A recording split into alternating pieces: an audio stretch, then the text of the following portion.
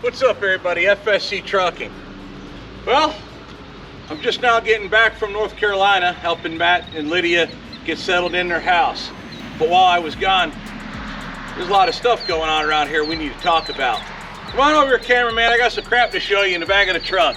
Long story short, when I went down to North Carolina, I moved Matthew and Lydia down, get them packed into their house. We did a live down there a little bit ago. You might want to check that out. It was kind of cool. But this is the crap, you know, you think about it. This is the crap I live for. This is why I do what I do.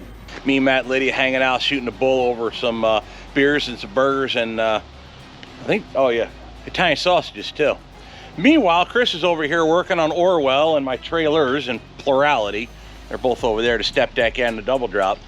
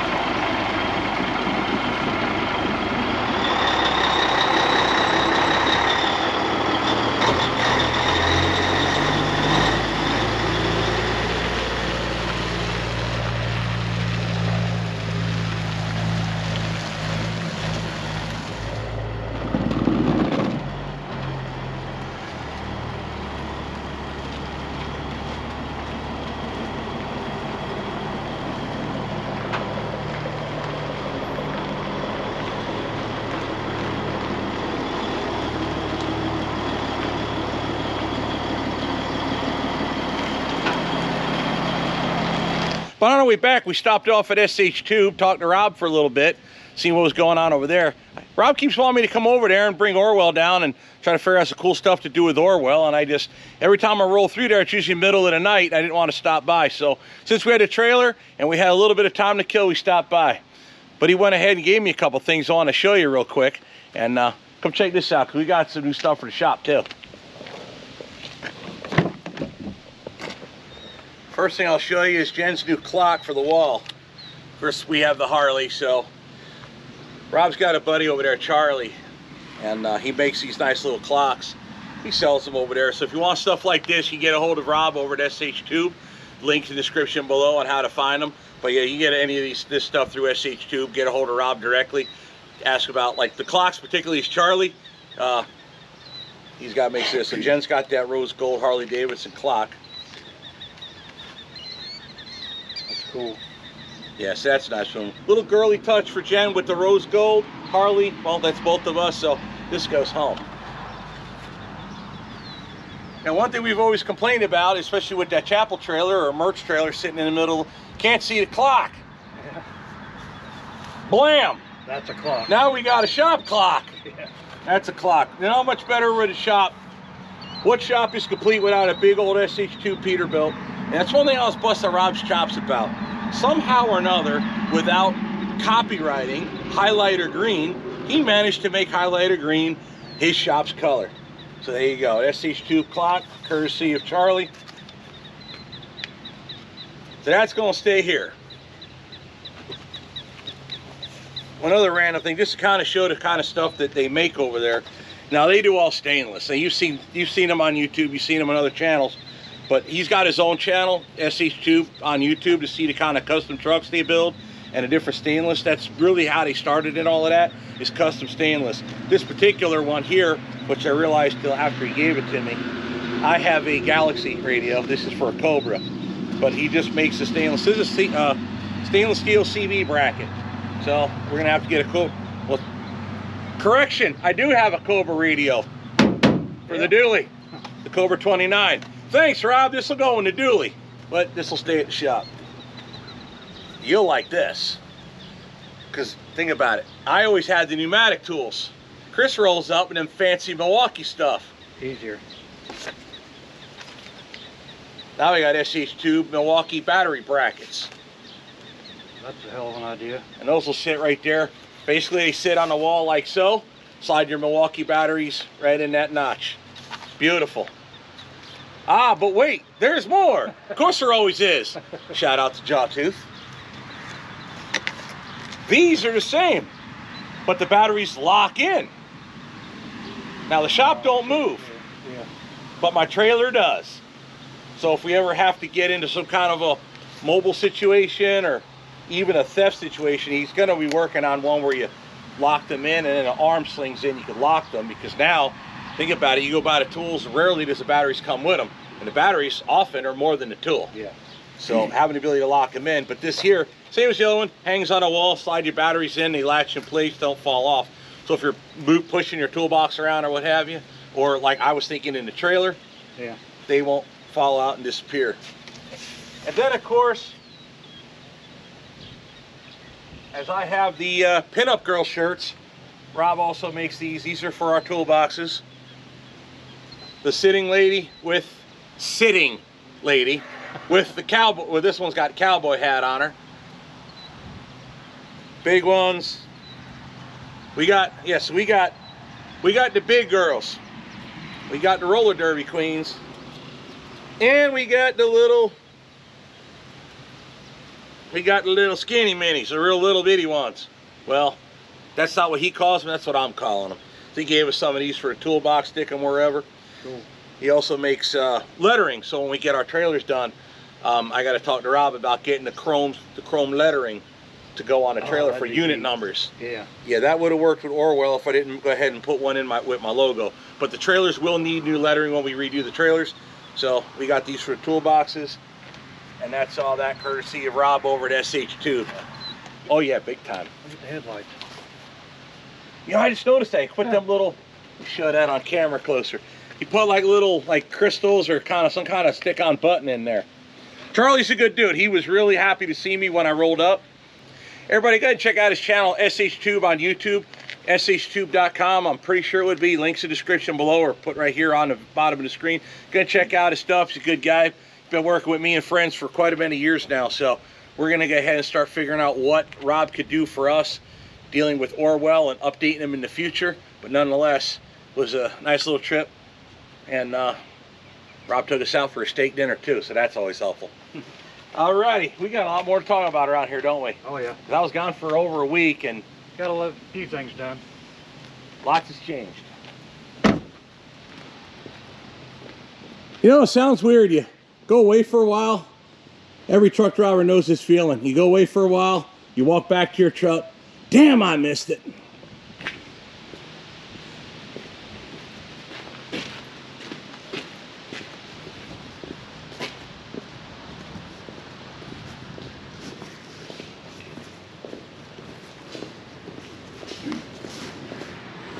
I'll set this down here next to the Quick Trip chicken. Alrighty.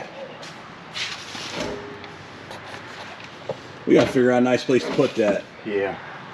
Alrighty. Up there on the wall or something. I'm thinking, yeah, it would go good, right over somewhere. Well, my thought was two places, either right there over your toolbox on the wall, Yeah. where it's high up, you can see it from pretty much anywhere, or in the middle, right underneath the beam right there. Then you can see it kind of anywhere too, but then it's backlit, like if the doors were open. Photography majors are watching this video, be like, Steve, really? Shut them doors. But yeah, that might not be a bad spot, or maybe up there. But never mind, this isn't always going to be here, so it's like, where's a good spot? So if you're over here in Bay 2, see him up there? I don't know, we'll figure it out. So you had some other, before we get into Orwell, so you had some other issues you want to show me with the fifth wheel job, or upper fifth wheel job, excuse me. Plate. Yeah. So I got the kingpin out of it. This is what was under it. Okay. Here's the kingpin.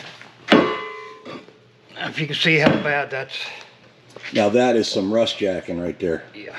Rust jacking, for those that don't know, is as the metal oxidizes between the two sheets of metal, it will spread and jack or lift the metal apart from each other. So all this crap, all of this was under that. I see it pretty good there.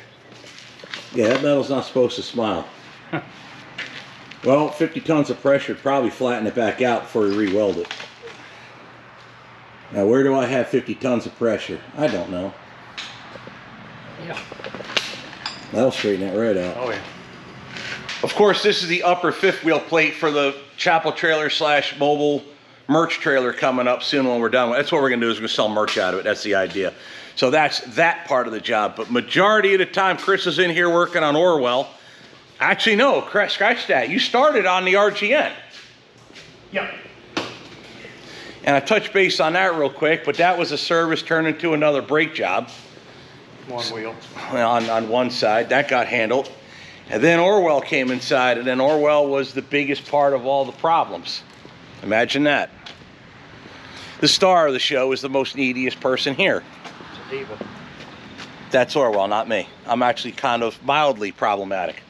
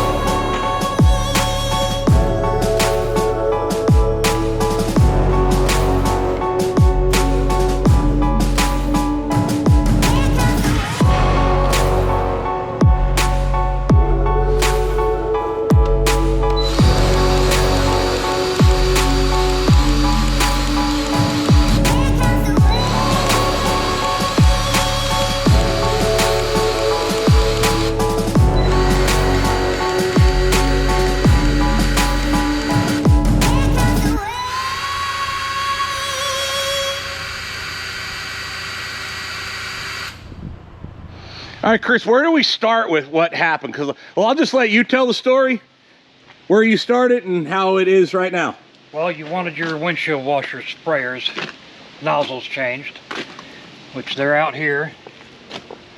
3 of them. So those that don't know, this one squirted a little. This one squirted good through the hose. This one was completely broken off and didn't do anything but spray in that general direction, which while we were driving actually worked pretty good. It soaked the center of the windshield pretty good and it did function. But then in the middle of the, somewhere in the dashboard, it broke completely and it would drip out over here, which doesn't do me any good. Yeah. Now these new ones are stainless. Let's go see the old ones. Plastic. They were plastic.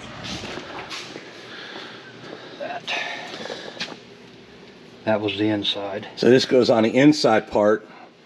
So this is, here, let me thread out, I can't do it on camera. So that inside nut threads out. That comes from the outside in, and then this comes inside on here, and that's where your hose hooks to from the pump. On the outside though, there's supposed to be an elbow with a tube sticking out where your hose slicks on. Well, that obviously broke. The original ones are plastic. My 99 379, they're plastic as well. I noticed replacements are stainless. Much better. Now, when I ordered them from Peterbilt, they were like, "You sure you want 3 of these? They're like 45 bucks a piece." I'm like, wow, that's a lot of money for a plastic fitting. Well, it turns out they're stainless. So I guess they figured out where their problems lied. Granted, they lasted almost 40 years. So the wiper squirters work now. Oh yeah. Next up was? Well, to access the squirters, you got to pull the dash out because they're down under the dash at the firewall, or what would be a firewall. So we took everything out, got them. The hose that come from the reservoir up had just came apart. So when you hit it, it was just spraying under the dash. Nice. Yeah, good stuff.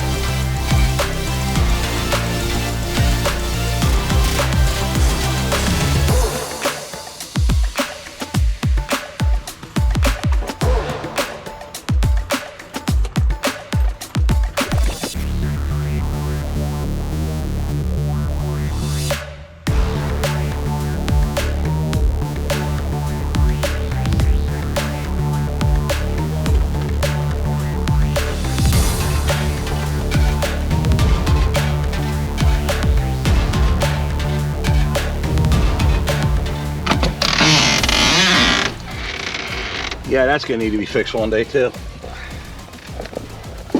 Getting in on this side's weird, dude. Yeah, it is. Mirror image, I can't do it. When you try getting out, it's even worse. Oh, I've done it. It's just, I'm slow at it and I can't hold the camera straight. Alrighty. Well, this is like a whole nother truck almost. I cleaned it a little bit. So we're multi-talented, you're saying? Well. Alright, so what wound up being under here? The windshield squirters, I had to pull all this out to get to them. They're up here on the front. And like I said, while I had this out, I fixed the dash lights and a couple other things that were in here. The supply hose comes under here, and then it connects to a rubber hose. It's a plastic line. About in here is where they connect. It had come apart. Okay. So whenever you hit that, it was just spraying under the dash. As you can see, they work now. Yep.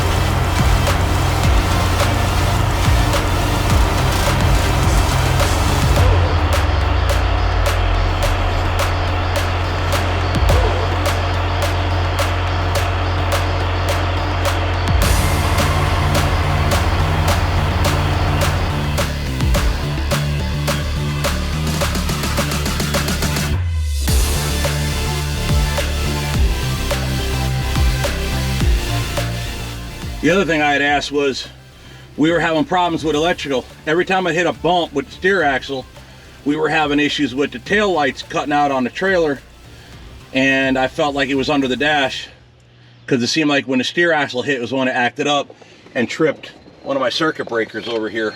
These white, if it trips, this one here, it'll pop out, and to reset it, you just push it back in once it cools off. So you'd have to hit another few bumps to get the short to go away. But finding the short when you're sitting still, that becomes problematic. So I was like, well, since you got the dash apart, I know it's in the dash, I just don't know where it is.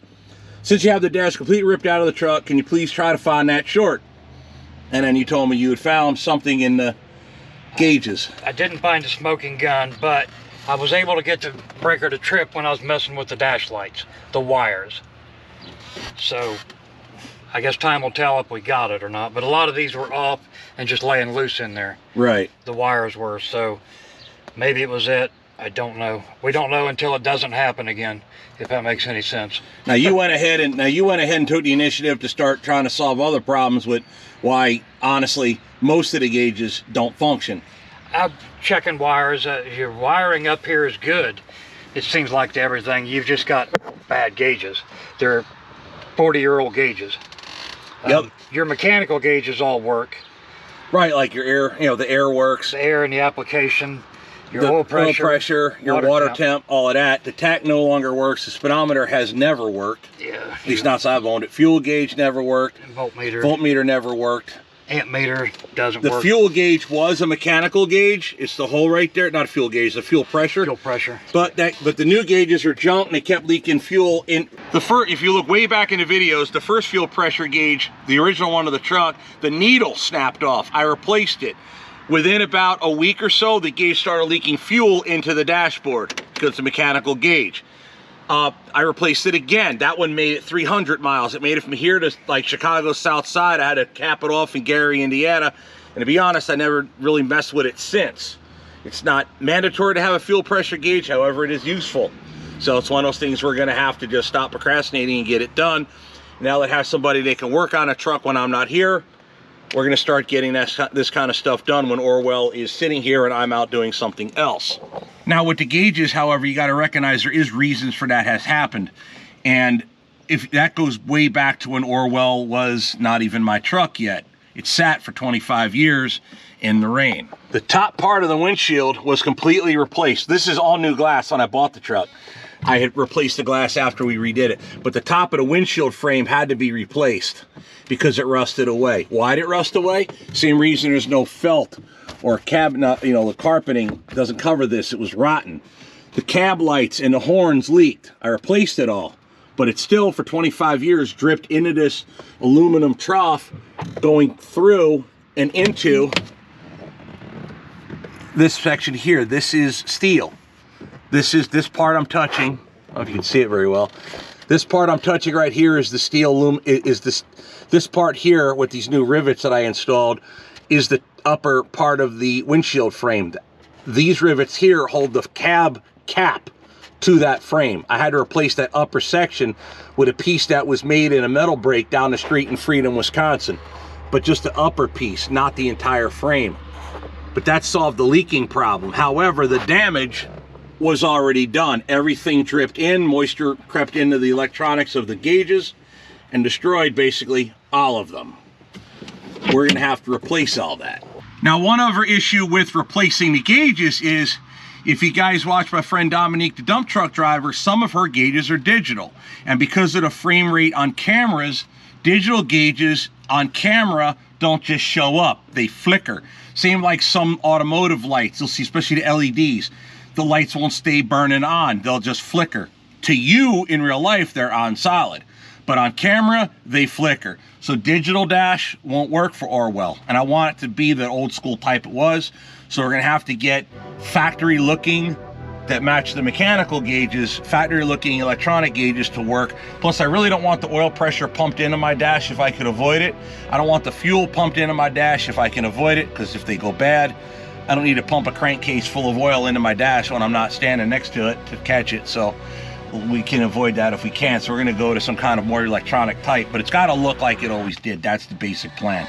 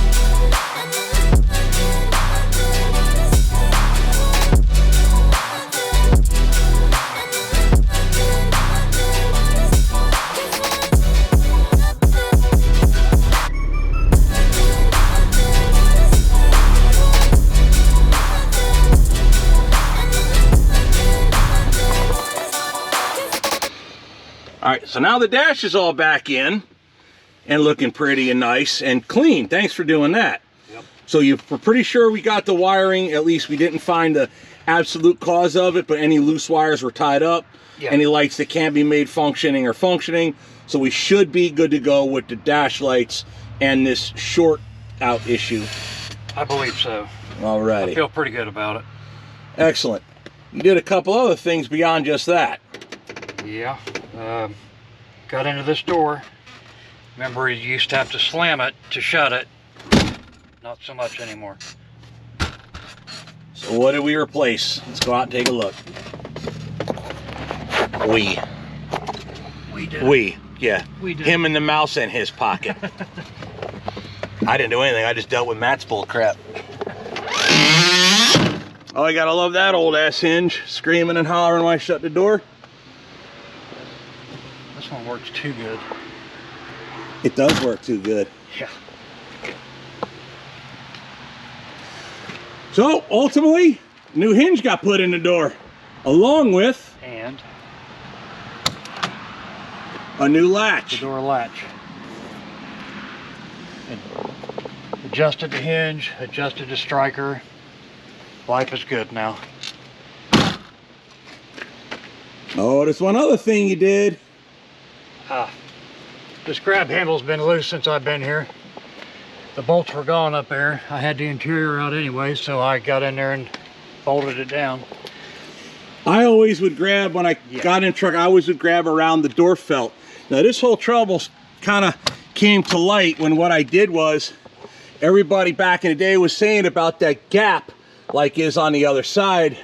So I put new rubber, you know, the weather stripping in the door frame. And then, just like I did in my 379, you couldn't get the door to shut without slamming it. So that's what we did. And every time you slam the door, you shake the crap loose in the door, and then the door panel starts to try to come apart on you. Your mirror likes to lose adjustment every time you shut your door. It's just repetitive slamming. It damages stuff. Turns out, what I'm told, and seems to make sense, is as the door hinge wears down, the door sinks. So you put a new hinge, you could raise up the door now with a not wore out hinge.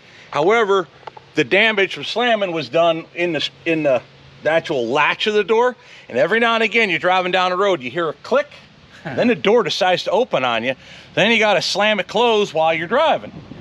And it didn't happen a lot, but it happened often enough, and every damn time it happens, it'll scare the crap out of you. So in the end, you guys with these old Peterbilts, I don't know about the 389s, but the 379s had the exact same problem, and the 362 cab over, it's basically the same doors, I think, as a 359.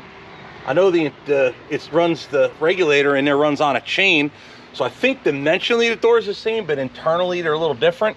But I think 379, 359, and believe it or not, 389 share the same door frame, ultimately. Don't quote me on that, but I think.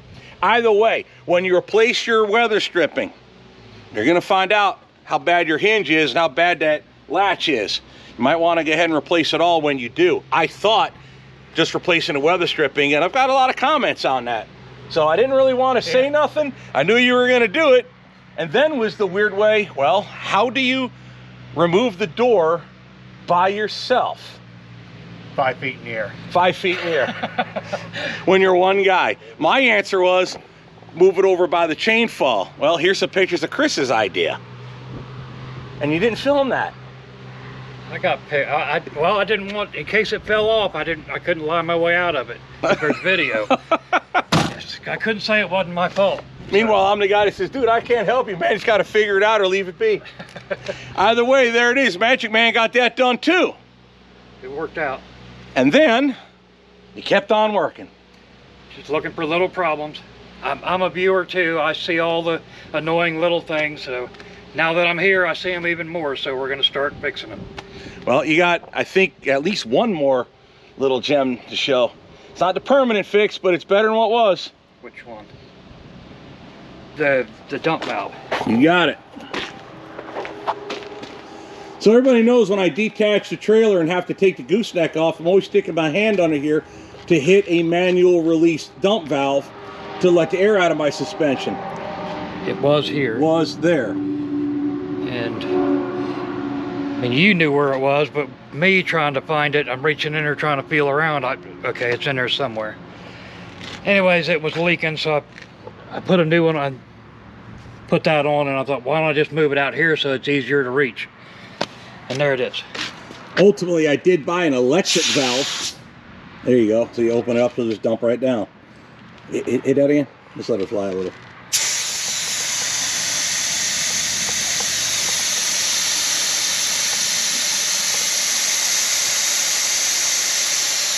Alrighty. Ultimately, I do have an electric one. I have to find it. I know I bought one. But then you were wanting to wire one up, the factory style one, into the dash instead. I think it would look better. It would match your other two air switches in there. It probably would. We just need to cut a hole in the dash and get one. So that's easy to do. Different leveling valve. You get one with the dump valve built into it, and run a hose back here. That's pretty much it. Now the other thing was too, since you mentioned the leveling valve, this style leveling valve, I was told, fails more often than the newer style. However, this is the original one from when I bought the truck. It's never given me a lick of trouble. They all wear out. If you think about every mile you drive, every bump you hit, every time, that's cycling, and that's pivoting, they wear out. It hasn't broke yet, so you're seeing a different leveling valve with the dump, with the air dump built in. Built into it. You just plumb an air line to it, and then you flip the switch, it closes the valve and dumps it. So it's just one line going to the cab, not two? One. Okay, well then let's have to... It's simpler to me than electric. You got to run wire all the way up. Right. 1/4 inch nylon plastic hose. And it'll look factory. Yep. Well, that probably is a better idea to go. F it, we'll do it that way. I like things to look like they belong there. All right, so then there's the elephant in the room of my step deck. Well, the step deck has not exactly had an easy life. In fact, since I bought it, with the heavy loads we were pulling on it, I'm surprised it still frowns. But it does, it still got a nice arch to it.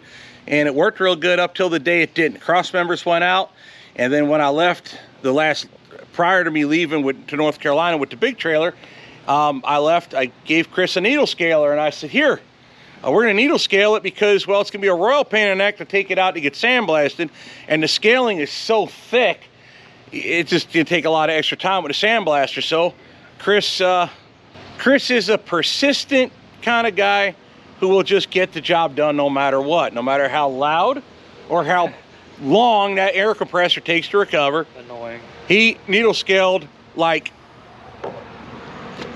half the trailer. Inside and out. Inside and out. Well, you found some trouble with it, but we're gonna go ahead and start working on that here shortly. Well, let's get into what we found. Yeah, there was a tray in here. I would assume lumber tray or something. Yeah, it was we call it a belly box. So there's a back wall there in that between that cross member there and that bottom pole, and it went all the way to the front. It used to be a stainless steel door that went like this, and it was a bottom floor that made it match. You see where them welds are that got cut out? That's where the floor was, and apparently that created some problems. Held a lot of stuff in there. You can see the rust holes. Same location, both sides, really thin. Got another one back here that I just saw. And like I said, the other side's pretty much the same, so. Yeah, you can see the air. I'll zoom in electronically. You can see the hole right there. So that's gonna have to be cut out and patched. Yeah. Now the good part is this is basically like webbing. So he was like, oh my God, there's holes. Well, the only reason why these holes are plugged is to keep the lumber or whatever crap that's in the belly box in. Because you look back here, for weight reduction purposes and maintenance, I assume, she's plumb full of holes. So holes doesn't kill the baby in the cradle. This bottom piece, well, that would if it were broke. And it's not. It's in good shape. So the biggest part of the frame is still fine. So we're just going to patch those holes, close them up. In reality, we could just cut them out like these and call it a day, but I'd rather cut it out, re-weld and patch and be done with it. Yeah. Cross member wise, we're going to have to replace the cross members, which they were all gone. You cut out all the old cross members out of the frame where they were welded in, so that's done.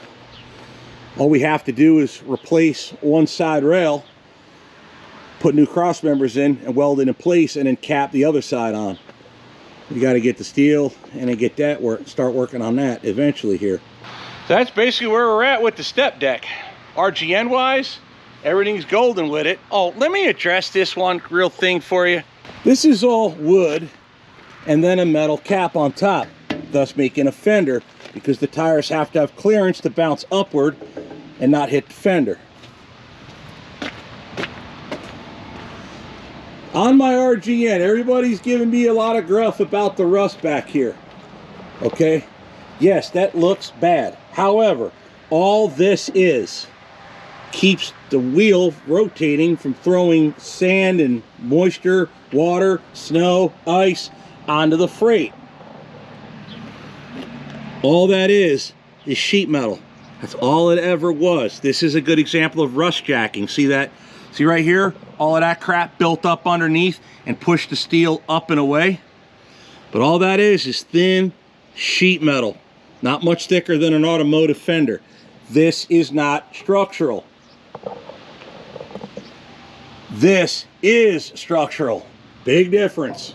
Big, thick structural steel isn't going to have that kind of problem that fast in life. The sheet metal, it will. I literally could cut that out and no one would know the wiser, no one would know a thing. Doesn't mean we're not going to take care of it. It just means that we don't have the ability to take care of it right now. Maybe later on, depending on how freight does. But since I just got back, the trailer's ready to go. Chris went through all the lights, all the brakes, everything again. We did find that one brake issue again, solved it again, and that's that. So trailer's good to go. Orwell himself is good to go. So as soon as we get a call from dispatch with a good load, I'm out of here. Right now, with me waiting on freight, we don't want to do any major work on the truck or the trailer that'll make me miss a load. So I'm not worried about that cosmetic stuff. But a lot got done, and I want to show you guys the fact that we're getting a lot more done around here nowadays. So now while I'm gone, we can start working on other projects. Got this to work on a little bit. We'll probably work on that while I'm here. Got the Ford. I am thinking it probably coming up soon is a good time to get that one rail out of the Ford. So, but I would like to at least try to get started on this before we plug up the shop. Maybe paint this week. Again, it depends on how long I'm here. Plus, Chris got some crap to get done this week, so I might have to take some time off, help Chris out with that. So that's just the way it goes when you move. Moving sucks. It takes muscle to do it. Man, that's all I'm doing is moving, people. I had to move Matt and Lydia. Now, eventually you're going to get good at it. Finish the move with you and Sherry. Well, hey, there we go. Hey, get done. Just happen to have a trailer. Perfect. Yeah, that's why I came here. Just to use your trailer. And then on top of which, trailer gave me troubles. What happened? Oh, yeah. The shackle. Yeah. Here's the pictures of what happened. So that spring hanger, a shackle, I mean, got split up. And I think that's impact damage from when we hit that gator going down to Louisville. So it took a beating from then till now. And that's where that gator got hung up under that axle, and I dragged it all the way down to McClure's down there north of Indy. Yeah.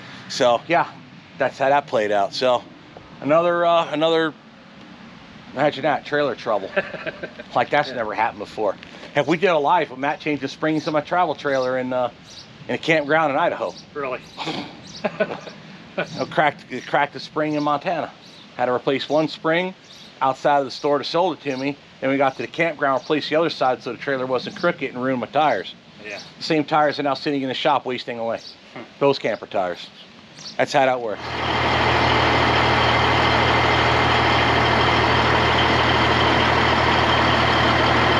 Yeah, I forgot one other thing I